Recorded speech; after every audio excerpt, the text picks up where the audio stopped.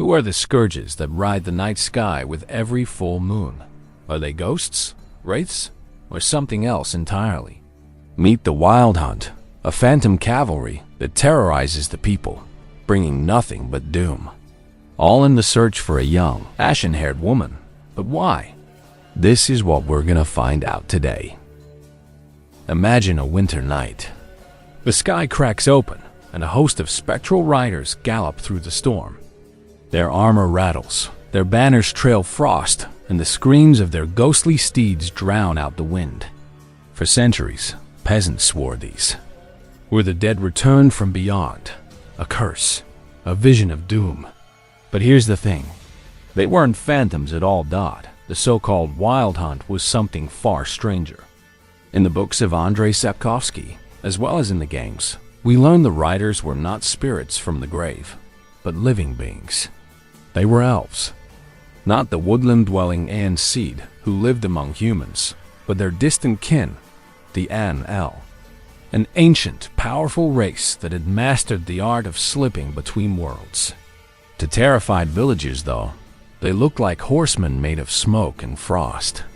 And maybe the elves wanted it that way. See, the hunt thrived on fear. Their appearances were rare, always sudden, always violent. They were nicknamed the Red Riders at first because they abducted people in crimson-lit raids that left blood on the snow. Imagine an army storming into your world in the dead of night, dragging men, women, and even children away into another dimension. If you survived such a sight, wouldn't you tell others it was a host of wraiths? Wouldn't you whisper about it for years, warning your grandchildren that the dead ride when war is near? That is exactly how legends take root. And the Wild Hunt leaned into the legend, disguising themselves with spectral magic so that every raid fed the myth. Ghosts in the sky, heralds of doom, harbingers of war, and for centuries, mortals believed the lie. But in truth, the hunt was a weapon forged by the Aen Elle elves under their ruler, King Oberon Bréacc. He commanded them to seek out slaves, laborers, and sometimes soldiers to strengthen their dwindling realm. The hunt wasn't about prophecy. It was about survival. And survival had become the obsession of the Aen Elle ever since the conjunction of the spheres. That cosmic event had thrown countless worlds together, colliding universes like billiard balls across an endless table. Monsters had spilled into the continent. Humans had crossed over. Magic itself had bled into new lands. And the elves? The Aen Elle found themselves stranded in their own isolated plane. Without human populations to exploit, they needed resources, bodies, and bloodlines from beyond. So, they created the Wild Hunt. Now, here's where things get murky. In Sapkowski's books, the Wild Hunt is more mysterious, almost dreamlike. Ciri encounters them as an omen, a terrifying force chasing her across time and space. The games, especially The Witcher 3, expand on this and make the riders a full-fledged army with names, ranks, and political ambitions. Some fans argue this was over-explaining the mystery. Others love the detail because it gives us Eredin, character, and all the scheming that comes with them. So which is canon? Both in their own way. The books plant the seeds. The games grow the tree. What's fascinating is how the legend of the Wild Hunt mirrors actual European folklore. For centuries, Germanic, Celtic, and Scandinavian tales spoke of ghostly cavalcades storming across the night sky. They were omens of plague, death, or war. Sometimes Odin led them. Sometimes it was a lost king. Sapkowski borrowed that folklore and twisted it. In his version, the hunt isn't supernatural fate. It's just another species taking advantage of human superstition. It's both brilliant and cruel. But why slaves? Why raids? Why the masquerade of Death Riders instead of showing their true faces? The answer lies in intimidation. If your victims think they're fighting ghosts, they won't resist. They'll cower. They'll scatter. and you can march right in and take what you want. Fear, after all, is the cheapest weapon of war. The Aen Elle knew that. Eredin, who later became the king of the hunt, mastered it. Picture it for a moment. You're a farmer in Temeria. It's late, and the snow has buried your fields. Suddenly, dogs howl. Your window shatters, and outside the night glows with pale blue light. Riders in bone-white armor thunder across the sky. One points his sword at you, and before you can run, the world blurs. You're gone, whisked away to a land you cannot understand. That was the nightmare the Wild Hunt carried out again and again. And that's why entire kingdoms feared them, like a curse from the gods. But here's the twist most people on the continent never learned. The Wild Hunt wasn't invincible. They weren't even endless. Their raids depended on dangerous, unstable magic. The Aen Elle could only open portals with the help of navigators, powerful mages who risked shattering themselves in the process. Crossing between worlds wasn't as easy as stepping through a doorway. It required bloodlines of elder heritage, immense magical reserves, and precise timing. Without those, the hunt could only appear briefly, like flickers in the night, which made them even more terrifying, because no one ever knew when or where they'd strike dawn. So, the next time you see the Wild Hunt called wraiths or harbingers, remember the truth. They were raiders, soldiers, a dying race clawing at other worlds for survival. Ghosts in armor. Yes, but only because that's what they wanted you to think. And speaking of survival, the hunt's obsession with it would soon lead them to an even darker discovery, a force beyond their control. A coming apocalypse called the White Frost. But that's a story for the next chapter, by the way. If you're enjoying this deep dive so far, make sure you hit subscribe. That way you won't miss when we unravel the hunt's connection to the White Frost, and why a single girl, Ciri, became the center of their obsession. So here's my question for you. If you saw spectral riders galloping across the night sky, would you believe they were ghosts, or would you suspect something more?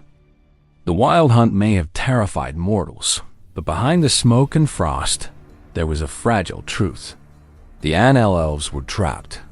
Their empire stretched across their own alien world, a realm rich with magic and ruled by King Oberon.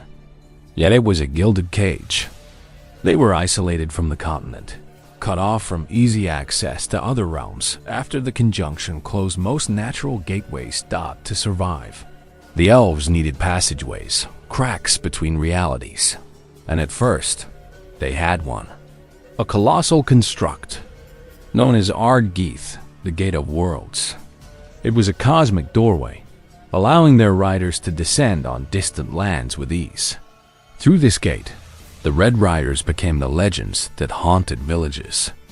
A time eroded their fortune. The gate grew unstable, its magic slipping beyond their control. Soon, they could no longer march their armies freely across dimensions. That setback forced the Wild Hunt to adapt. They couldn't storm the continent with thousands, so they refined their methods into swift, surgical strikes. Small war bands, mounted on spectral steeds, appearing and vanishing like shadows. Instead of armies, they became phantoms, more myth than reality. For peasants, it was enough. 100 riders could inspire as much terror as 10,000 soldiers. In this way, the hunt stayed alive, even as their true numbers dwindled. But here's the problem. The Aen Elle's magic wasn't universal. Not every elf could simply walk between worlds. They relied on navigators, rare mages gifted enough to steer through the labyrinth of dimensions. These navigators were the lifeblood of the hunt. Without them, the riders were stranded. With them, they could pierce reality, glide across impossible distances, and snatch captives from distant realms. It was a dangerous skill, though. Even a small mistake could rip a rider apart mid-transit. You might think of it like sailing. The navigators were the helmsmen, steering fragile ships through storm-tossed seas. Except the sea was time and space itself. And the storms? They were the raw chaos left behind by the conjunction of the spheres. Few dared to take the helm, but those who did were revered and feared in equal measure. The Winter Queen herself, a figure half remembered in elven legend, was said to be one of the very first. But more on her later. The trick of disguise also played into this dimensional warfare, because when the hunt emerged from their portals, they did not always appear as they truly were. Illusion cloaked their faces, shrouded their forms, and twisted them into spectral horsemen. Why show your enemy an elf's face when you could burn a ghost into their memory instead? This was psychological warfare, pure and simple. The truth hidden under the armor was only revealed to those unlucky enough to be dragged away. And what became of the captives? Most were slaves. The Aen Elle used them to bolster their population, build, farm, and fight. In some cases, experiments were whispered about. Testing bloodlines, seeking power lost to time. For humans, there was no return. Once seized, you were gone forever. That's why ballads across the continent turned the hunt into omens. They weren't just stealing lives. They were erasing them from history. But with all this dependence on navigators and fragile gates, the hunt faced a growing problem. They couldn't keep raiding forever. Each crossing strained their mages, chipped away at their numbers, and risked disaster. The wild hunt was terrifying, yes, but beneath the frost and fire, there was desperation. They weren't wraiths. They were a civilization on borrowed time. And civilizations on the edge often take drastic measures. Here's the twist that makes it even more unsettling. The continent, the world of Gerald and Ciri, wasn't the only target. The Aen Elle scouted countless realms, some barren, some filled with strange beasts, others with alien races. Think about that for a moment. To the wild hunt, humanity wasn't special. We were just one more option on an endless list of worlds to plunder. Yet something about the continent kept pulling them back. Something, or rather someone, and that someone was elder blood. The key to every locked doorway, the thread that tied all realms together. The hunt didn't just want captives. They wanted lineage. They wanted the bloodline that could stabilize their portals and reopen the true gate of worlds. And when whispers of a girl carrying that blood began to spread, the hunt's raids sharpened into obsession. But we'll talk more about her in the coming chapters. For now, just imagine the sheer weight of it. A kingdom of elves caged in their own world, desperate for survival, reduced to spectral raids and stolen slaves. Their fate depended on a single solution: finding a way to master the gates again. And until that day came, the wild hunt would ride over and over, haunting the night skies of the continent. It makes you wonder, doesn't it? Were the peasants right to fear the riders as omens of doom? Or were they really seeing something much sadder, a dying empire clawing for survival in the dark? The truth is, the wild hunt's desperation would soon collide with a force they couldn't control. A frozen cataclysm waiting at the edge of time. The white frost, and the elves would do anything to escape it. But that, my friends, is where our story turns even colder. Imagine a cold that consumes the sky, a silence so complete it swallows sound, a frost that eats cities. That is the white frost, not rumor, but a prophecy that reshaped how whole peoples planned for the end. When the first flurries began, Ithlin's words stopped being folklore and started to look like a timetable. What do you do when the world itself turns against you? The prophecy behind all this came from an elven seer whose verses haunted libraries and campfire tales alike. She foretold a time of the end, a winter that would choke the world, then give birth under a new sun, reborn through elder blood. That seed image matters.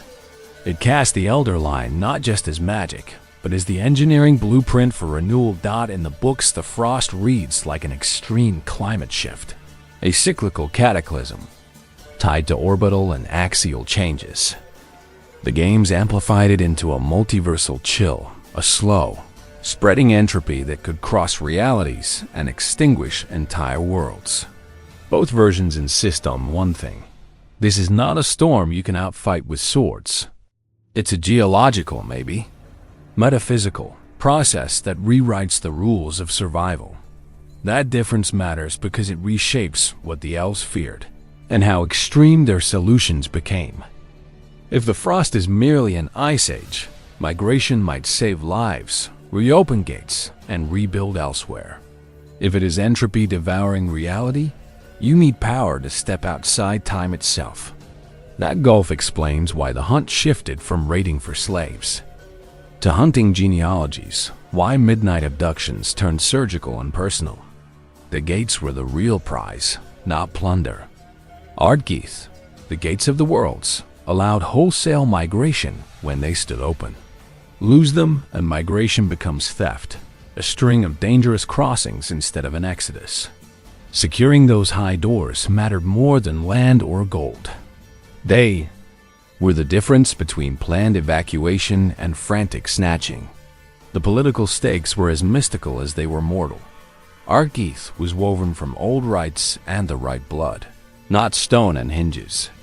Opening one relied on precision, ritual, and the resonance of those born to it. A mistake would shred people across dimensions or strand them between worlds. That is why rulers kept laboratories and arranged marriages like military campaigns. When your civilization's survival demands a living key, law becomes a tool to engineer that key. The elder blood carried both promise and peril, a genetic program born from long elven experiments and the line of Lara Darn. It amplified the capacity to move through the weave of worlds, to resonate with thresholds most beings could not touch. In practical terms, it was the rare living key that might reopen Ardgeith wide enough for a people to move. In mythic terms, it became salvation wrapped in a curse. You'll find 100 theses on how the elder blood functions. Some sages describe resonance, others talk in ritual mathematics and archaic coding embedded in a lineage. The novels keep it lyrical and prophetic. The games offer a quasi-technical gloss. Fans squabble over which version is pure. For the hunt, the argument was irrelevant. The elder blood was a resource, and resources get harvested when empires are desperate. Once the frost moved from omen to timetable, the moral logic changed. Kidnapping wasn't mere pillage. It was acquisition of a resource that could be the difference between extinction and survival. Which phases are negotiable when your world is closing like a fist? Policies matured into programs, captive lists into research logs, and marriages into statcraft. The ethical architecture of whole courts bent under the weight of a winter that never stopped coming. Bodies alone wouldn't fix the failing gates. The hunt learned that genetic access and ritual expertise mattered most, which rewired their tactics. Intelligence gathering replaced random terror. Families with a hint of elder descent were tracked. Lineages were mapped like supply routes. When destiny is a key, genealogy becomes logistics, and the machinery of state turns to breeding and inheritance, as cold and efficient as any battlefield plan. And yet, people still debate motive. Did those who sought the elder blood intend to save everyone or only their own kin? The books leave this murky, full of ambiguous loyalties and tragic ironies. The games frame the question in sharper terms, giving agents clear bargains and betrayals. The uncomfortable answer likely sits between a mix of altruism, self-preservation, and the kind of political cynicism that grows where survival is scarce. You can see the white frost's effect in ruined outposts and frozen journals discovered by travelers. The game walks you through one such devastated world, a wintered landscape that reads like an epitaph for entire civilizations. Those sites show what the frost does when it wins. Slow attrition, dwindling supplies, communities reduced until survival is no longer communal, only individual. It's proof that the prophecy wasn't just poetry. That urgency explains the hunt's behavior without excusing it. When gates failed and winters lengthened, desperation made strategies brutal and practical. "We must survive" can justify almost anything in the minds of those charged with guarding a people's future. From that angle, the Wild Hunt becomes less spectacle than bureaucracy, an organized program of survival warped into terror by its methods. So where does this leave the continent's inhabitants?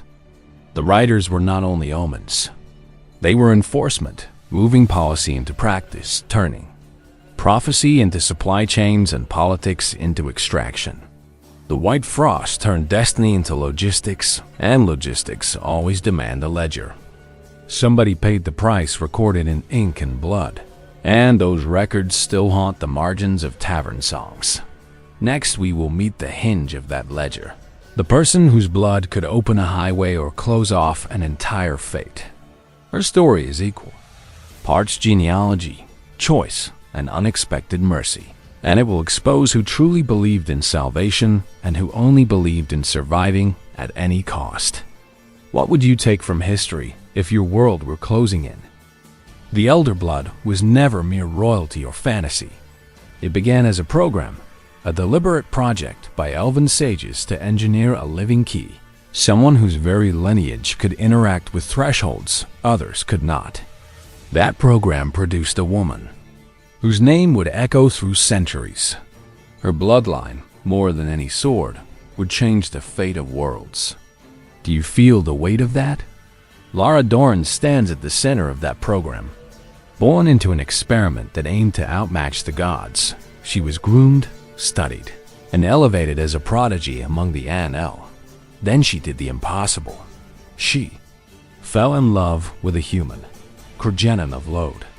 That choice unraveled plans and protocols, changing the intended fate of the gene and turning strategy into scandal. Did she know the cost? The fallout was swift and brutal. Politics punished passion. Cregennan was slain in the turmoil that followed, and Lara became a hunted exile, dying far from courts that had raised her. Genes do not vanish as quickly as secrets. The elder line seeped into human houses and bloodlines, and over generations. Its presence flickered and reawakened until it reached someone the spiral would never forget. But what exactly is the Elder Blood? Think less romance, more deliberate program, at least in the language of the sages. Aen Elle functioned like engineered resonance, a cluster of traits amplifying magical interaction with place and time. Its prime objective was to grant access to the Ardgeath, broad gates that could ferry whole peoples across realities. Practical? Deadly? Yes and yes. The mechanics were messy. There were active sources, latent carriers, and what scholars sometimes call activators, genetic switches, that could wake or mute the trait. That patchwork explains why the line sparked power in some descendants and silence in others. It also explains why breeding programs, arranged unions, and targeted abductions became state policy. Engineering a living key required logistics more than miracles, a campaign of lab notes and stubborn mages. Here's the thing. Motive and method tangled fast. Some Aen Elle factions framed the Elder Child as salvation for all, a way to evacuate and rebirth beyond an unforgiving frost. Others treated the trait as pure insurance for their own kind. The difference colors how we judge their actions later. For the desperate, we must survive can wear the face of righteousness and the hands of cruelty. Avallac'h appears in the story as both scientist and uneasy guardian of that science. He's part savant, part diplomat, someone who studies lineages while arguing doctrine in court. The game foregrounds his laboratory and obsession with Lara's gene. The books give fragments that support obsessive inquiry.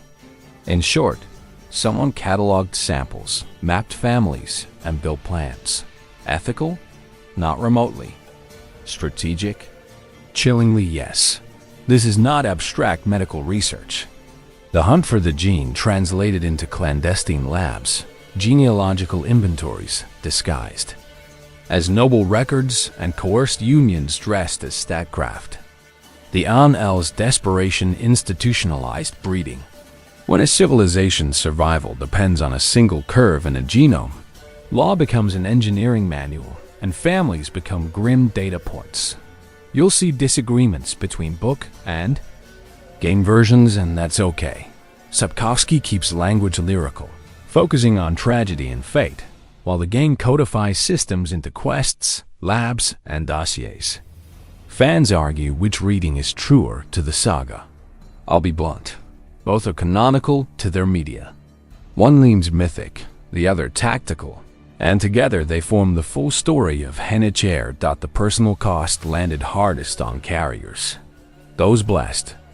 Cursed, or merely marked by the gene, were objects as much as people.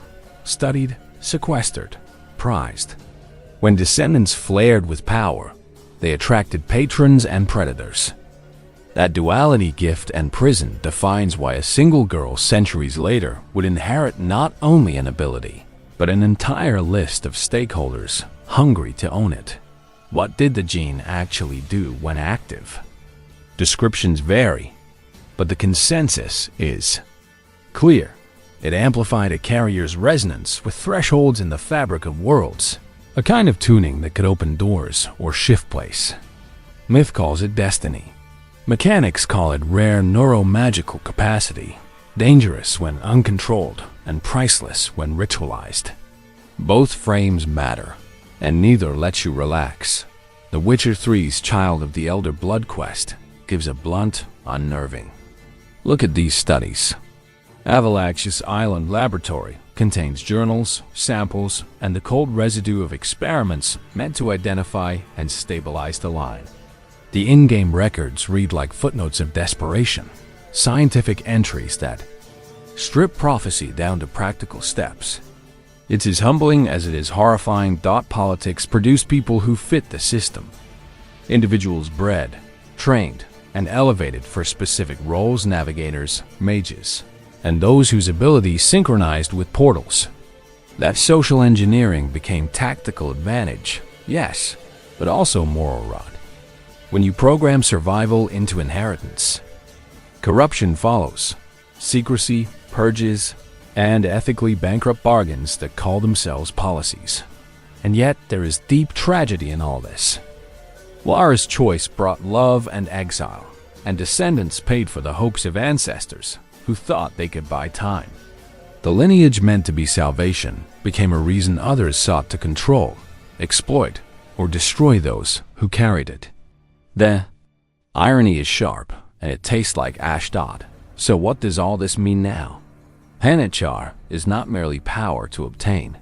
It is a political instrument, a mythic key, and a moral hazard. Whoever bears the gene becomes the pivot around which plans for entire civilizations rotate. When enemies believe a pivot is worth wars and betrayals, that pivot is treated as property. Would you trust someone who wanted your blood to save them? Before we move on, notice how Lara's blood reframes the hunt's raids. These weren't random terror campaigns, but targeted searches. Intelligence operations tuned to pluck lineages like ripe fruit, efficient, and cold. The hunt's pragmatism makes them monstrous and almost bureaucratic. There is horror in efficiency. And that bureaucratic cruelty is a core moral note the saga insists we watch closely. Next, we will meet the individuals who turn policy into personal power. The elvish officers, sages, and commanders who argued over doctrine and butchered over it. Their choices made strategy and birthed personalities who would chase one girl across worlds. What compromises do leaders make when survival is a closed equation? And what price should a single life pay for 1,000 to live? Here's the thing. Command is not the same as charisma. Leadership in the hunt meant combining cold strategy with a flair for theater, and that job fell hard on Eredin's shoulders. He was not just a battlefield commander. He shaped doctrine, turned raids into policy, and gambled with lives to buy time. The man who wore the crown did more than ride. He rewired an empire's priorities. Eredin's reputation as a conqueror comes with a bitter footprint, a ledger of choices, including a move that toppled a prior monarch and splintered loyalties. Some sources claim he poisoned the old king to seize power, a charge still argued by scholars and characters alike. Whether martyr or murderer depends on which chronicle you trust, but the result was unambiguous. His authority hardened into ruthless. Control. Next in line, and central to the hunt's mobility, was a figure whose gifts were engineered rather than born. Caranthur was a product of breeding, a navigator whose talent for folding space made him indispensable. He could read the weave where others saw only knots, and that ability turned raids into precision strikes. Without him, the spectral cavalry would have been aimless lightning bolts. Caranthur's work was scientific and strange. He was trained to manipulate portals, to time small windows for crossings that would not shred bodies. The methods were clinical, drawn from cold notebooks and arcane schematics, and because he was valuable, the hunt wrapped him in privilege and suspicion. In the game, he reads as both brilliant and monstrous, a cautionary result when genius is weaponized for survival. Then there is brute force translated into rule. Imlerith represents the hunt's answer to stubborn resistance, an enforcer who turned terror into tactic.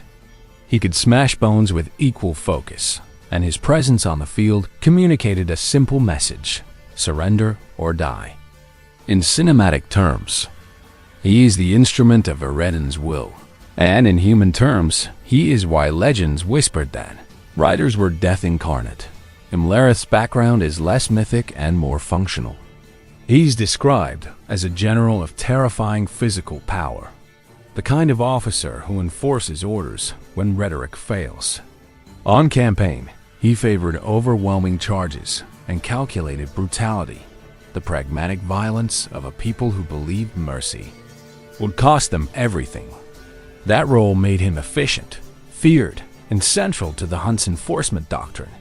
Not every leader rode with the same appetite for conquest. Gilles sits at the other end of that spectrum, a lieutenant who governed, while others fought, a viceroy who tended courts and doubted the relentless logic of raids. He managed affairs back home, held sway over officials, and at times openly questioned the path chosen by those who chased gates rather than peace. His existence complicates the simple villain narrative. Gels. Arc matters because it proves internal dissent could be decisive. When revelations about the old king surfaced, his withdrawal of support shifted balance and opened political space to oppose the hunt's worst moves. That fracture shows the hunt's momentum relied not only on battlefield might but fragile consensus. When a trusted viceroy pulled backing, strategies once deemed inevitable weakened and became vulnerable to cunning counters. Beyond the generals, the hunt's mid-ranks were packed with specialists who turned policy into reality. Scouts, ritualists, and captains ran extraction teams in guarded labs. Nithril is one such face you actually meet in the ruins, a relentless warrior tasked with hunting where portals bleed into stone. These operatives were the bridge between strategy and the grin act of seizing people from their homes. Those mid-level officers also maintained the hunt's institutional memory, the lists of lineages, and the rhythms of raids. They preserved search logs, enforced removal protocols, and ran the dark libraries of genealogy. That bureaucratic cruelty made the hunt efficient, even predictable. When extraction becomes logistics, patterns can be studied, routes learned, and crucially, opponents find ways to fight back. It's important to stress where books and games diverge. Many named lieutenants, precise intrigues, and entire dossiers come from the game's need to show systems, while Sapkowski's novels prefer suggestion and atmospheric dread. Which version you call truer depends on whether you prize mythic sweep or tactical clarity. Both matter to understanding motives, and both versions complement the full picture. Personality mattered. Caranther's arrogance, Eredin's ruthlessness, Imlerith's appetite for force, and Gil's conscience shaped choices no lawbook could foresee.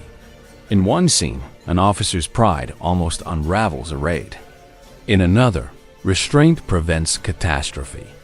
Leadership failures here are structural vulnerabilities, not mere plot devices, and the flaws of commanders are as operational as any weapon.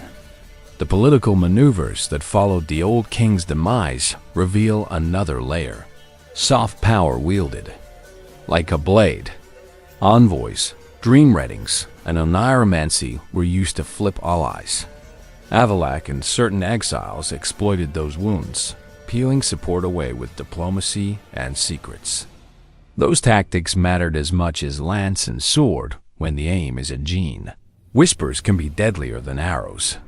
This mix of hard and soft strategy culminated in brutal gambits, like assaults on fortified holds and a wholesale shift toward securing living carriers instead of leaving corpses in the snow. Commanders prioritized capture because live bodies and live genes mattered far more than trophies. That strategic pivot reshaped how wars were fought, aiming for extraction pipelines rather than territorial conquest. You might ask, where did the hunt learn to be so coldly efficient? The short answer is institutional design, breeding navigators, training enforcers, and creating administrators who cataloged lineages. The Aen Elle built roles because they had to, turning families into data points and devotion into duty. The hunt became a state within a state, its violence rationalized. By survival calculus and grim necessity, skill sets mattered in surprising ways. Caranther's portal work required patient academic rigor. Imlerith demanded battlefield instinct, and Gil's needed diplomatic subtlety. That division of labor made the hunt terrifyingly adaptable. When one approach stalled, another could pivot. Strategically, that flexibility extended their lifespan. Though morally it tightened the noose around their souls, it's tempting to paint these leaders as pure villains. But complexity is their tragic heart. Some genuinely believed they were buying time for their people. Others hid cruelty behind necessity, and a few simply loved power. The saga forces an uncomfortable question. Would you sacrifice strangers to save your own? The answers change depending on who writes history and which side you stand on. Next, we'll watch those doctrines harden into obsession, a narrowing focus that made a single lineage the hunt's pivot. The campaign for the Elder Blood turned policy into pursuit until one girl's existence became a military problem, a political prize, and a mythic hinge. The Winter Queen is less a person and more a story that hardened in the policy. In elven myth, she rode a sleigh through blizzards, scattering ice that cursed those it touched, and some of the earliest Aen Elle, who embraced winter, followed her north. She is as much symbol as founder, a cold archetype who framed the idea that frost could be master and refuge both. Those glacier followers, sometimes called the Aen Elle, are framed in lore as the kin who accepted the long winter while others clung to old courts. Their choice created cultural schisms, traditions adapted to ice, and rituals that treated cold as virtue. The origin tales blend with political memory, and later elites used the myth to justify migration plans and sacrificial policies when the white frost crept closer. The Winter Queen legend mattered because it supplied moral language for otherwise brutal policies. If winter is sacred, fleeing it looks like betrayal. That rhetorical frame let leaders recast coercion as fidelity, and it became a rhetorical tool to push harsh survival measures. Myths do political work. In this case, myth gave strategy the patina of destiny and made extraction sound like piety. Avallac'h's position in this cold ecosystem was technical and intimate rather than heroic. He cataloged lineages, translated ritual into charts, and treated bloodlines like data to be analyzed. That put him at the center of policy, where lab notes met dynastic bargaining and the fate of whole populations hinged on his measurements. His island laboratory reads less like a chapel and more like an engineer's workshop. Motivation is messy, and Avallac'h proves it. He loved knowledge, yes, but he also carried a deep personal wound tied to Lara Dorn. That grief shaded his choices, pushing scholarship toward urgent, emotional action. Some portrayals make him cold and utilitarian. Others cast him as a guardian, turned desperate. The combination of intellect and personal debt explains why his actions sometimes read as both protective and calculating. Here is the sticking point fans argue over, and they argue loudly. In the novels, his motives are poetic and ambiguous. In the games, he becomes operational, pragmatic, even manipulative. Did he exploit Ciri or protect her?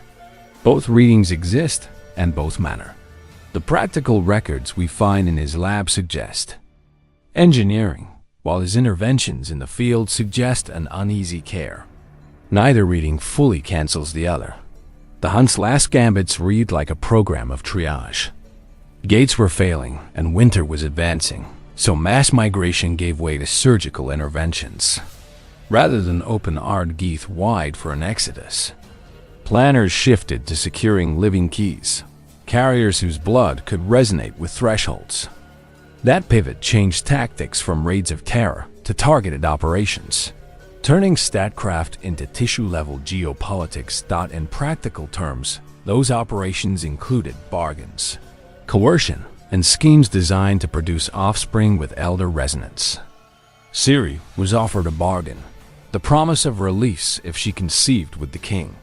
When the old king could not or would not perform, darker measures unfolded: political pressure, pharmacological proposals, and eventually plots that read like coupcraft. What begins as diplomacy becomes coercion when survival is the justification. That bureaucratization of magic is chilling. Rituals turned into lab protocols, lineage trees became logistics charts, and the hunt for Henachar became an administrative campaign. Avallac'h's notes reduce prophecy to procedure, and those pages reveal a civilization trying to solve extinction with spreadsheets and incantations. Desperation makes technocrats of priests, and the result is clinical cruelty wrapped in the language of necessity. Not everyone accepted that translation. Political fractures widened.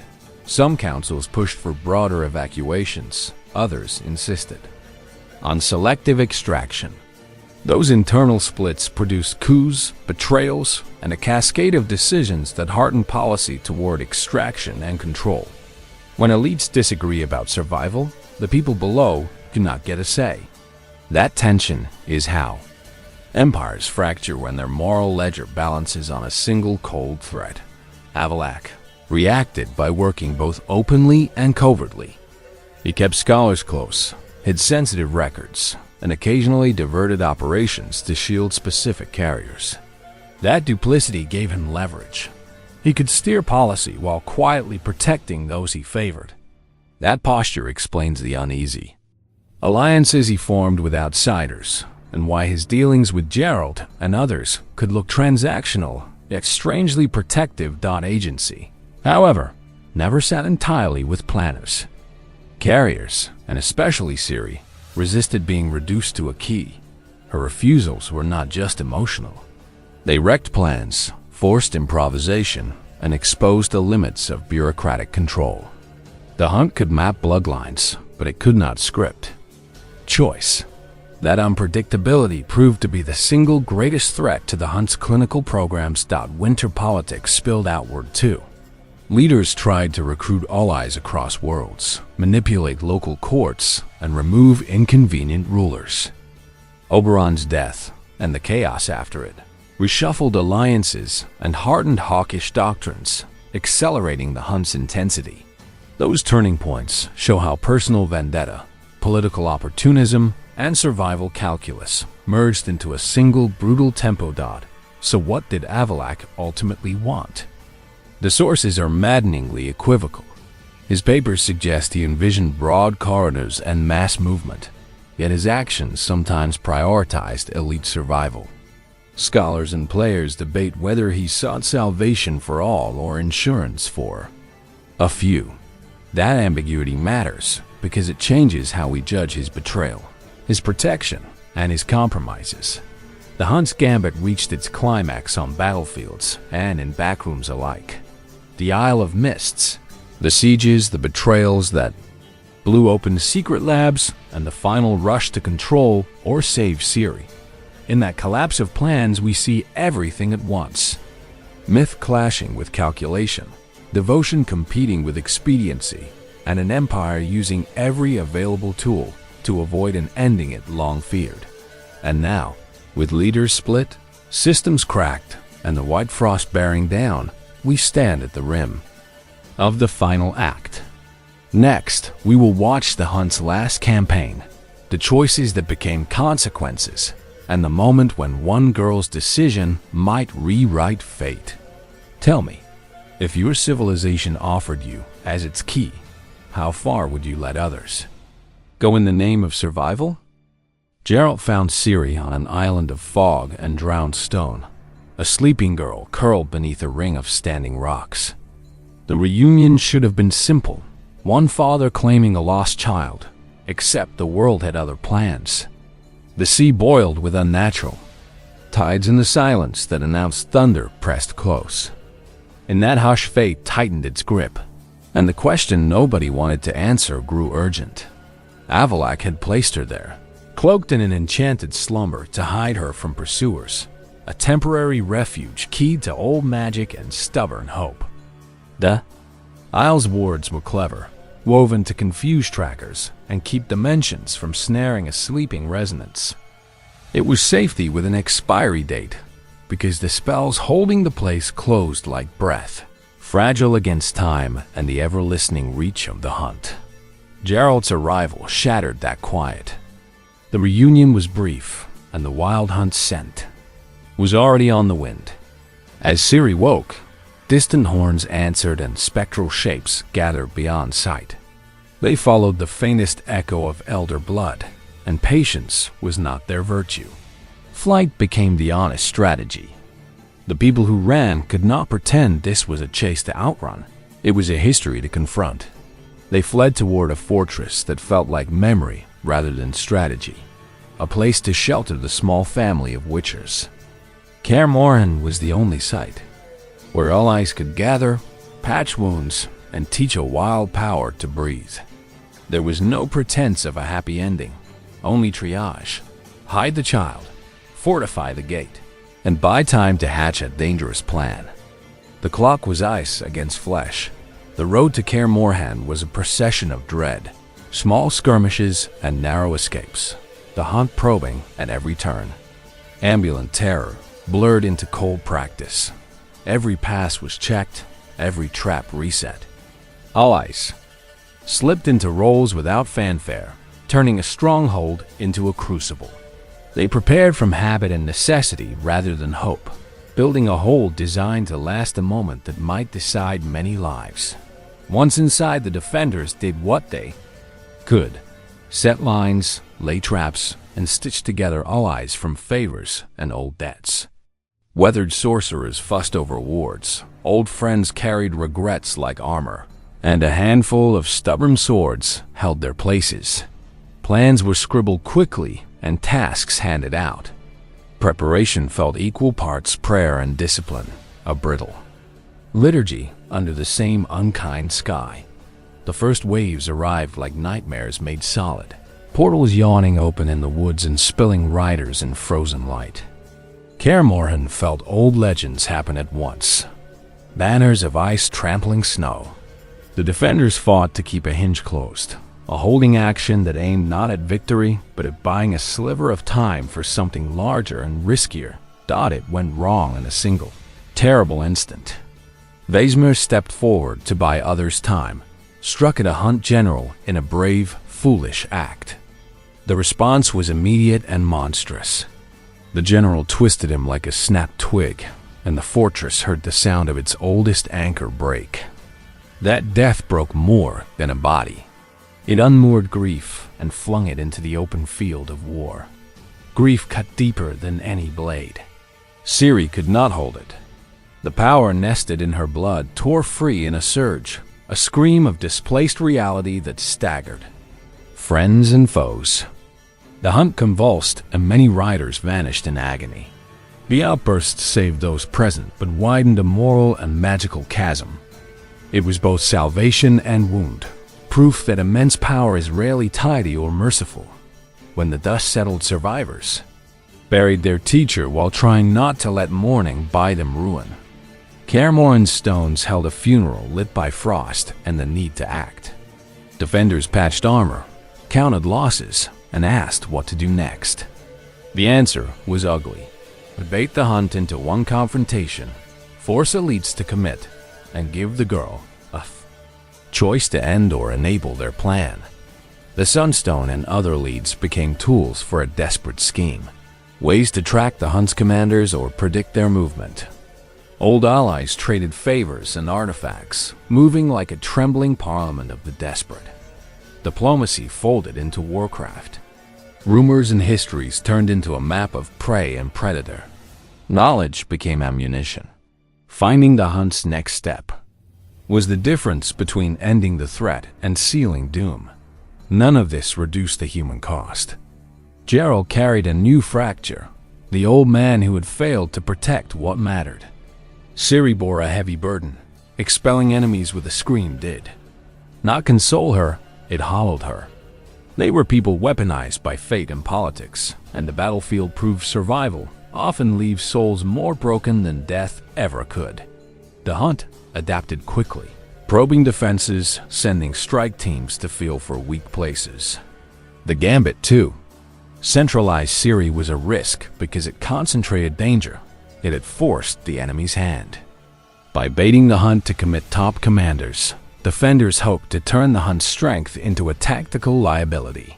The approach bought clarity at a price and put every ally's courage to a direct, brutal test. Inside the fortress, mages and men argued over mercy and massacre, bargaining and blunt warfare. Each argument created fault lines, testing loyalties, and exposing agendas. Some counseled retreat. Others insisted on a deadly stand that would close no gates but might end the chase. Those divisions hardened into the plan that would attempt to end the hunt's campaign in a single, terrible calculation. In the final hours, people did not sleep. They sat and listened to sounds that might be prophecy. They polished blades, passed out charms, moved wounded to corners, and rehearsed the small cruelties of war. Strategy revealed itself as a gamble. Bait the commanders, force the hunt to reveal command structures, and trust a girl already proven to unmake a battlefield with grief. Trust is still a choice under fire. What came next would decide everything. The trap relied on old stones, new cunning, and a belief that one power could lock a door between worlds or open it forever. Allies held their breath and counted seconds in a language that tasted like dread. They braced for a clash that would test whether grief can be turned into salvation, or if one shattering loss invites a greater winter. What would she choose when the door finally opened? They put the bait where rock met sea, and storm could hide the trick. The Sunstone became the drum that called the hunt's commanders into the open. A beacon Avallac'h and allies used to force a decisive meeting on Skellige's harsh shore. The idea was surgical. Draw Eredin out, remove his command, then confront the Frost on terms they chose. Once the commanders answered, the myth had to be turned into a fight humans could win. The hunt arrived in force, but the trap turned lightning into limes. Where they had once struck with impunity, they now faced prepared foes, narrow terrain, and the peculiar stubbornness of men and mages who had paid in blood and memory to learn the hunt's ways. Pride met craft, and the air smelled of iron. Combat reduced glory to mathematics. The Sunstone signal exposed a pattern, and allied tactics amplified it into openings. Geralt and those who stood with him did not go looking for hero shots. They hunted timing and exploited ritual slack. The result was not cinematic poetry so much as efficiency, moves that force leaders to fight instead of vanish. Once leaders bled, the structure that made the hunt fearsome began to unthread. The fall of a commander on that field sent a signal louder than any horn. In the melee, Eredin was forced into a mortal exchange and lost ground. When Geralt struck, it broke more than a spine. It punctured the hunt's aura of inevitability and fractured their cohesion. The dying king of the riders uttered accusations, old betrayals, and bitter names spilling out. But the practical outcome was clear. The wild hunts centralized. Command had been ruptured. Even with that wound, the White Frost did not take counsel. The pursuit of command had been a means, not an end, and the true problem waited like a slow knife. With leaders felled and paths opened, urgency returned to the core question. Could the advancing winter be stopped without becoming the thing the hunt once had been? A machine that traded others' lives for a few survivors' safety? That question lands on the single person who could answer it, and that person had to decide under the worst pressure imaginable. The choice was not simply tactical. It was moral, metaphysical, and profoundly lonely. Tune a doorway that would shove the frost aside at the cost of your life, or preserve yourself and risk leaving the world exposed, or survive to rule and carry the ethical debt of survival. Which kind of salvation do you choose when reality is the ledger? Different media tell this moment with different emphases. The novels keep the White Frost more symbolic, an omen woven into prophecy, while the game stages the frost as a literal encroaching force that Ciri can actively oppose at a threshold. Both versions ask the same brutal question: who will pay for survival, and how many lives count when whole climates are collapsing? Mechanically, the game makes the choice binary and consequential. If Ciri acts with selfless resolve to checkmate, closes on the frost, and countless lives are saved at tremendous personal cost. If she chooses differently, outcomes vary. She may survive and accept power, or she may survive but carry burdens that stain the victory. Those splits are narrative devices that turn player decisions into mythic weight. The endings themselves are study in consequence. In one outcome, she sacrifices herself to halt the frost, a tragic closure that leaves survivors to piece a world back together. In another, she survives and becomes an empress tasked with rebuilding and ruling, a political solution that trades personal freedom for institutional responsibility. In the third, she rejects crowns and martyrdom to walk a lonelier, freer path. As a Witcher agency over destiny, if not neat peace. None of those endings is the same as the older, bookish hints. Sapkowski's saga does not give us a cinematic final, and that gap creates argument.